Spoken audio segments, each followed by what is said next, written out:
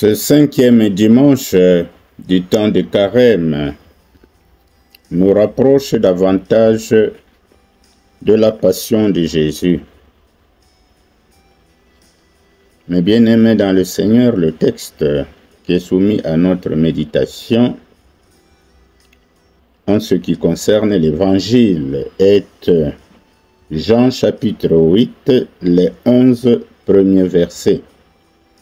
Nous allons lire le texte parce qu'il est intéressant et très instructif. Lisons au nom de Jésus. Quant à Jésus, il partit pour le mont des Oliviers. Mais le lendemain, il revint de bonne heure dans la cour du temple et tout le peuple se pressa autour de lui. Alors il s'assit et se mit à enseigner. Tout à coup, les spécialistes de la loi et les pharisiens traînèrent devant lui une femme qui avait été prise en flagrant délit d'adultère. Ils la firent avancer dans la foule et la placèrent bien en vue devant Jésus. « Maître, lui dirent-ils, cette femme a commis un adultère. Elle a été prise sur le fait. Or, dans la loi, Moïse nous a ordonné de lapider les femmes de ce genre. Toi, quel est ton jugement sur ce cas ?» En lui posant cette question, il voulait lui tendre un piège, dans l'espoir de trouver quelque prétexte pour l'accuser. Mais Jésus se baissa et se mit à écrire du doigt sur le sol. Eux, ils insistaient, répétant leurs questions. Alors, Jésus se releva et leur dit, « Que celui d'entre vous qui n'a jamais péché lui jette la première pierre. » Puis il se baissa de nouveau et se remit à écrire sur le sol. Après avoir entendu ces paroles, les scribes et les pharisiens s'esquivèrent l'un après l'autre, à commencer par les plus âgés, laissant finalement Jésus seul avec la femme qui était restée au milieu de la cour du temple. Alors Jésus leva la tête et lui dit, « Alors, eh bien, où sont donc passés tes accusateurs? Personne ne t'a condamné? » Personne, Seigneur, lui répondit-elle. Alors Jésus reprit, « Je ne te condamne pas non plus, va, mais désormais ne pêche plus. » Disons Amen. Alors ce texte nous amène à donner un titre. Et ce titre c'est « Jésus et la femme adultère ». Dans les évangiles, outre le présent récit, deux autres récits nous rapportent des situations où Jésus a affaire à une femme qui mène une vie impudique. Ce que vous pouvez lire, mes chers lecteurs. Nous avons la femme pécheresse en Luc 7, versets 36, 38 à 50, et la Samaritaine en Jean 4, verset 18. Alors nous allons essayer de comprendre ce scénario et en tirer quelques enseignements. Eh bien, malgré la controverse de la veille et la haine des Juifs qui cherchent à faire mourir Jésus, ce que nous avons vu au chapitre 7 de l'évangile de Jean, Jésus revient au temple continuer son œuvre. S'étant assis, il enseignait. Pendant que Jésus enseigne, les scribes et les pharisiens lui amènent une femme ayant commis un péché pour lequel, selon la loi, mérite qu'elle soit lapidée. Nous pouvons lire cela en Deutéronome 17, les versets 2 à 7. Selon les dispositions de la loi, la lapidation est soumise au témoignage de deux personnes au moins. Il s'agit des péchés commis par fierté, tels que l'adultère.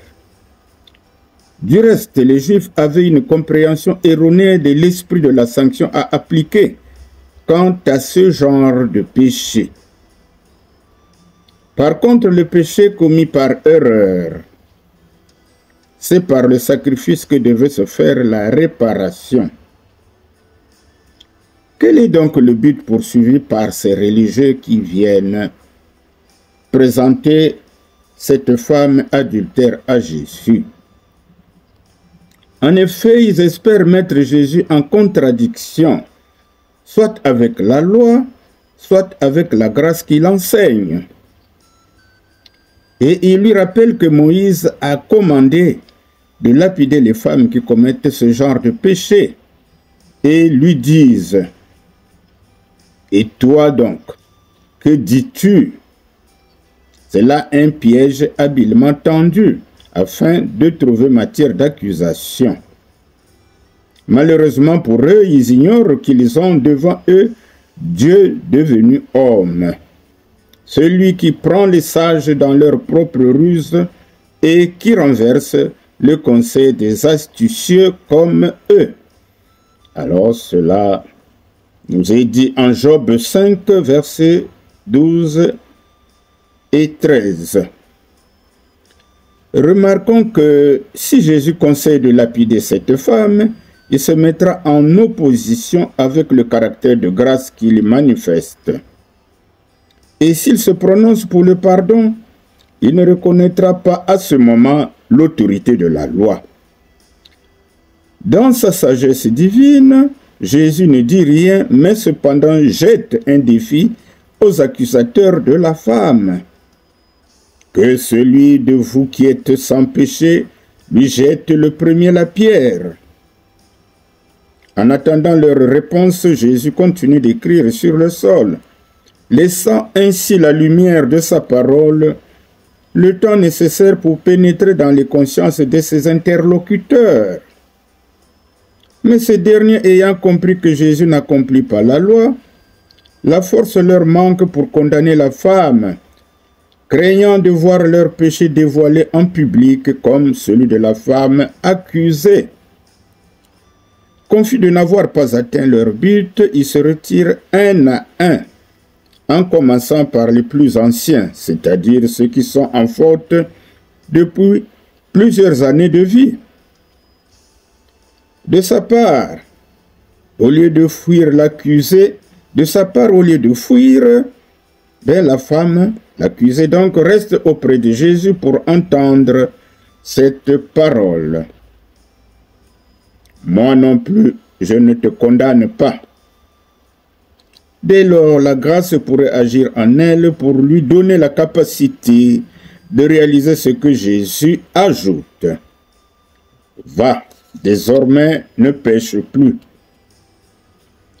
Dès cet instant, la femme adultère pardonnée peut nouer une communion salvatrice avec son Sauveur et être son disciple, elle, qui vient de bénéficier d'une délivrance du joug, des ordonnances et du jugement qu'elle méritait. Elle a sans nul doute dû comprendre et croire que Jésus est venu chercher et sauver les brebis perdues, comme nous le dit bien Matthieu 18, verset 11. La pécheresse, la plus indigne de tous au jugement de ses semblables, profite de la grâce et de la lumière venue par Jésus.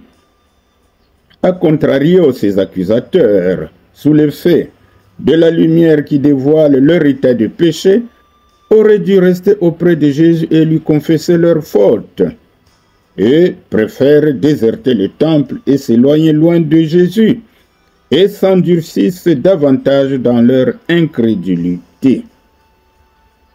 En rapport avec le comportement des scribes et des pharisiens, il nous arrive aussi à nous de refuser la vérité quand la parole de Dieu nous est prêchée, ou lorsque nous la lisons et la méditons, en nous enfermant dans nos mentalités incrédules. Sachons donc accueillir la vérité de Dieu, car nous sommes des pécheurs qui avons besoin de marcher sans discontinuer sur le chemin de la sanctification, comme Romains 3, versets 23 à 24 nous le dit magistralement.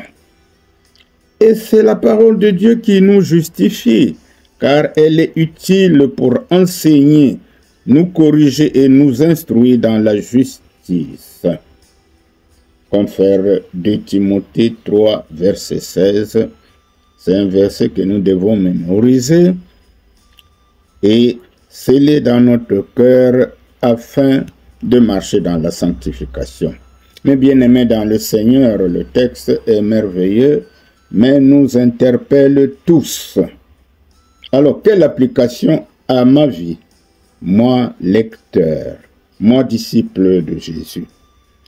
Eh bien, durant notre existence terrestre, chrétiens et non chrétiens, nous sommes prompts à jeter la pierre à notre semblable, comme c'est le cas ici du récit de la femme adultère.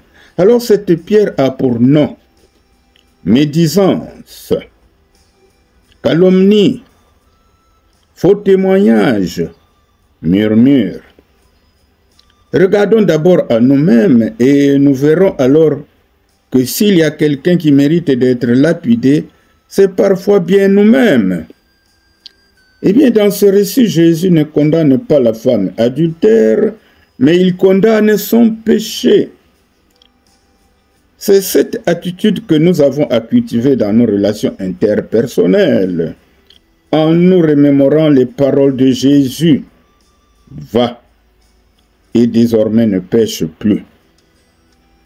De plus, ne déduisons pas de ce récit que Jésus minimise notre péché. Au contraire, si nous ne nous repentons pas sincèrement après chaque chute, nous n'obtiendrons pas miséricorde et pardon au jour du jugement. Disons Amen. Alors, mes bien-aimés dans le Seigneur, ce texte merveilleux mais passionnant nous interpelle une fois de plus. Pour ceux qui veulent connaître davantage nos commentaires, ils peuvent aller dans Google et écrire « Dieu nous parle » tome 1, qui est un recueil de méditation des textes de l'Évangile que nous avions fait éditer aux éditions Vérone. C'est toujours bien d'avoir un support dans sa vie d'enfant de Dieu pour mieux comprendre les enseignements de la Bible. Merci, que Dieu vous bénisse.